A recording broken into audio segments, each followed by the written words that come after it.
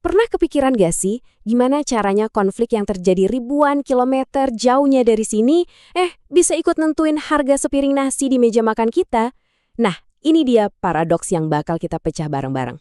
Jarak dari Teheran ke Jakarta itu kan jauh banget ya, lebih dari 8.000 kilometer. Tapi kok bisa setiap ada gejolak di sana, dompet kita di sini yang ikutan panas?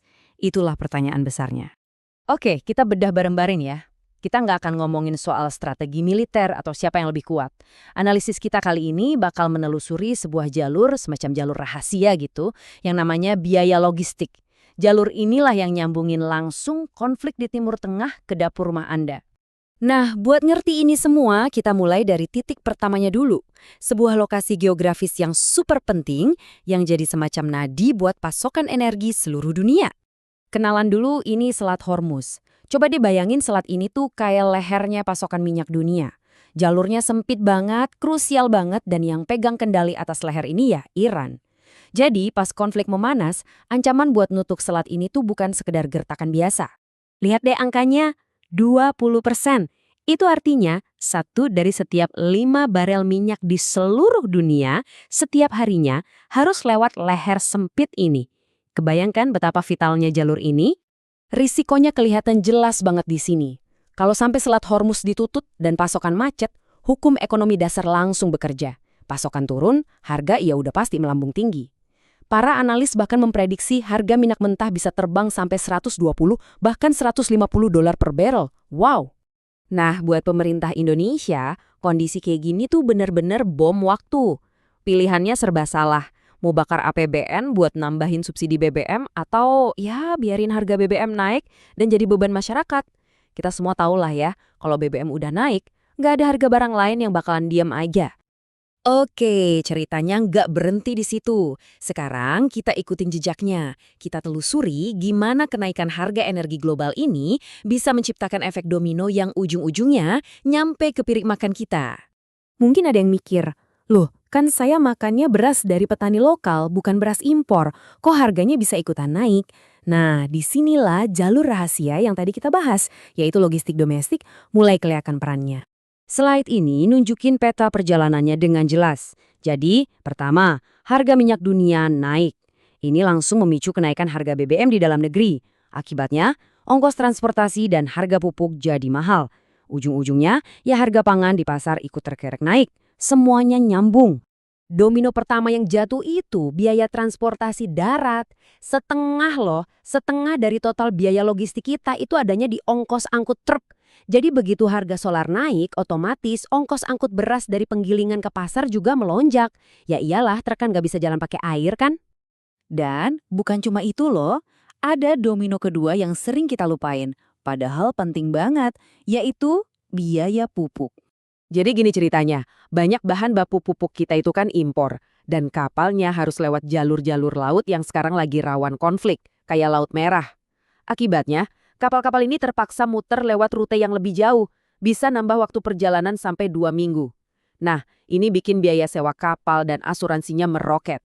Hasil akhirnya, harga pupuk di tingkat petani jadi lebih mahal, dan mau nggak mau, mereka harus naikin harga gabah biar nggak rugi.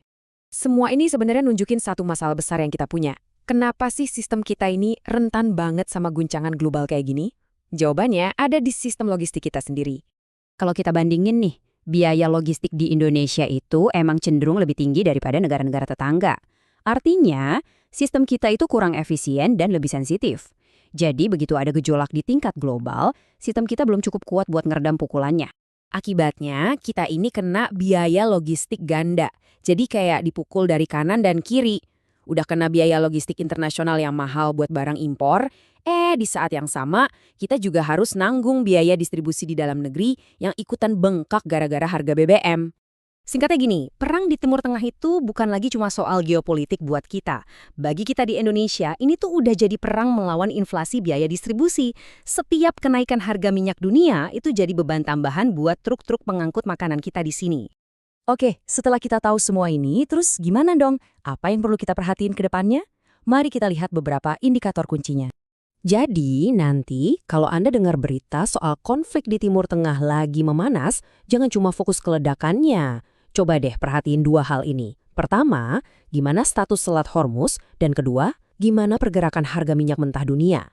Karena dari situlah nasib harga di pasar dekat rumah kita ditentukan. Ini artinya kita harus mulai siap-siap dari sekarang. Efisiensi energi dan penguatan pangan lokal itu bukan lagi sekedar slogan loh. Ini benar-benar perisai terakhir kita buat menghadapi badai ekonomi global yang lagi bergejolak. Dan ini membawa kita pada pertanyaan penutup yang penting buat kita semua. Perisai ekonomi kita ini udah cukup kuat dan siap belum ya buat menghadapi badai global yang mungkin aja datang? Karena pada akhirnya semua kembali ke satu kesimpulan ini. Logistik yang kuat adalah kunci untuk pangan yang aman. Pernah nggak sih Anda berhenti sejenak dan berpikir, apa yang bakal terjadi sama semua uang di tabungan kalau amit-amit badai ekonomi besar datang?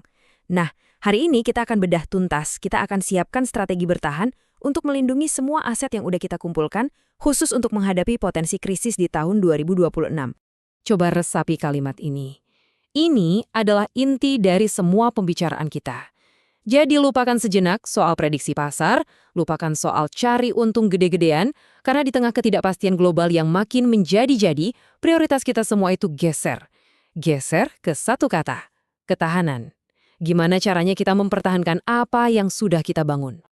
Oke, sekarang ayo kita coba bayangkan sebuah skenario. Skenario ini bukan fiksi ilmiah, tapi sangat mungkin terjadi. Pemicunya, eskalasi konflik di Timur Tengah.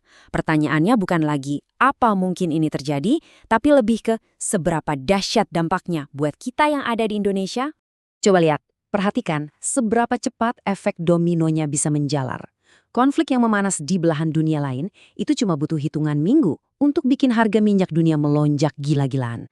Dan akibatnya, nggak perlu nunggu lama. Cuma dalam beberapa bulan, rupiah kita bisa langsung merasakan tekanan yang luar biasa. Dan itu langsung kena ke daya beli kita semua. Dan ya, di tengah semua gejolak global tadi, muncul satu pertanyaan yang paling penting buat kita semua. Pertanyaan yang paling personal. Saat nilai mata uang kita pelan-pelan tergerus, gimana nasib uang di rekening, gimana nasib tabungan dan aset yang udah kita kumpulin dengan susah payah? Supaya kita bisa bikin strategi yang tepat, kita harus paham dulu akarnya. Sebenarnya, ada dua kekuatan raksasa yang bisa menekan rupiah kita secara bersamaan saat krisis global itu terjadi. Keduanya datang dari luar, tapi efeknya itu langsung nonjok ke dompet kita. Kekuatan yang pertama, gangguan pasokan. Coba bayangkan Selat Hormuz. Ini salah satu jalur minyak paling sibuk dan paling penting di dunia tiba-tiba terganggu. Apa yang terjadi? Pasokan minyak dunia bisa lumpuh, harga bensin di SPBU dekat rumah Anda bakal meroket. Dan efek berantainya, harga semua kebutuhan pokok ikut naik. Nah, inilah yang namanya inflasi. Terus, kekuatan kedua. Ini adalah sebuah fenomena yang namanya safe haven flow. Gampangnya gini, ini tuh semacam insting dasar para investor kakap global. Begitu dunia mulai gonjang-ganjing, mereka akan refleks menarik uang mereka dari tempat-tempat yang dianggap resiko, termasuk pasar negara berkembang seperti Indonesia, dan langsung memindahkannya ke tempat yang mereka anggap aman. Nah, ini dia alirannya. Jelas banget kan? Modal itu ditarik keluar dari aset-aset berisiko kayak rupiah dan saham-saham di bursa kita, terus pindah ke pelabuhan aman seperti dolar Amerika dan emas. Aksi jual rupiah secara besar-besaran inilah yang secara otomatis bikin nilai tukarnya anjlok. Dan ya, itu menggerus daya beli kita setiap detiknya. Oke. Kita udah paham masalahnya, kita udah tahu ancamannya. Sekarang, waktunya kita fokus ke solusi. Ini bukan lagi soal cari untung sebanyak-banyaknya ya, tapi soal capital preservation. Alias, gimana caranya kita menjaga nilai aset kita supaya nggak hancur lebur diterpa badai.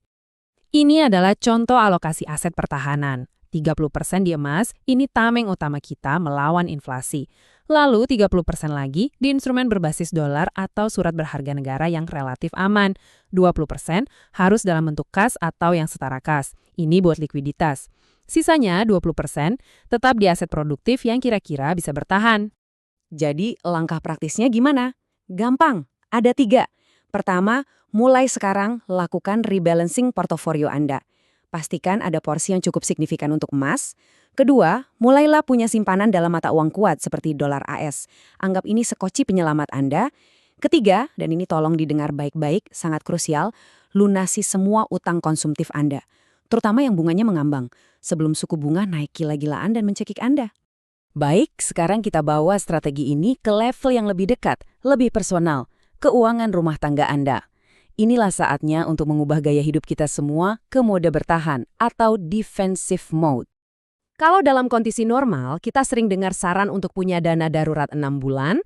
Untuk skenario 2026, lupakan dulu. Anda butuh napas yang jauh lebih panjang. Siapkan dana darurat yang liquid, yang gampang dicairkan, untuk menutupi pengeluaran selama 12 bulan penuh. 1 tahun.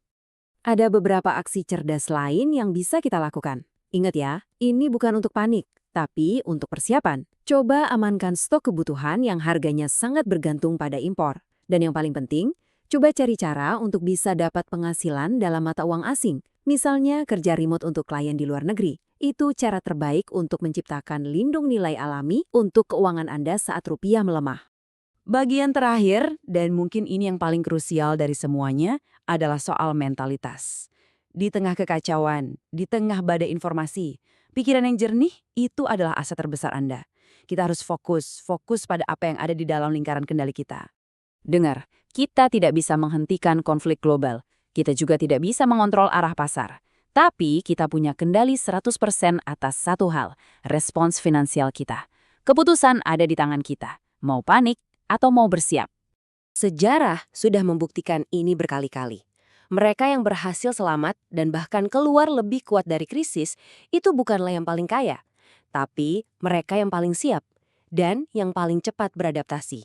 Pertanyaannya sekarang, saya kembalikan kepada Anda. Apakah Anda siap?